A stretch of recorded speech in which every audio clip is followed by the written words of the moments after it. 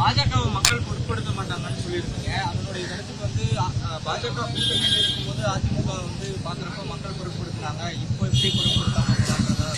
இங்க எப்பொழுதுமே பேச்சு பொருள். நீங்க எதிர்கட்சியா நாங்க இருந்தா கூட எப்பொழுதுமே வந்து அதிமுக ஒட்டி தான் ஒட்டுமொத்தமாக பேச்சு வந்து எப்பொழுதுமே இருக்கும். எங்களை ஒட்டி தான் எப்பொழுதுமே விவாதம் இருக்கும். பாஜக பொறுத்தவரை ஒரு விவாத பொருளாகவே ஊடகத்திலயும் இல்ல, மக்களிடத்துல எப்படிங்க இருக்கும்? அப்ப 2019 நாடாளுமன்ற தேர்தலில் கூட்டணியில் இருந்ததுக்காக உங்களுக்கு தொகுதியை பெற்றதா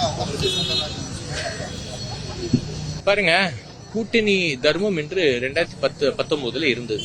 ஒரு கூட்டணியை அலோகேட் பண்றது குறித்து, யார் அந்த சீட்ல எல்லாம் நிப்பாங்க என்பது குறித்து ஒட்டுமொத்தமாக முடிவு செய்யப்பட்டு அதன் வாயிலாக தான் அந்த முடிவு பொறுத்தவரை எடுக்கப்பட்டது.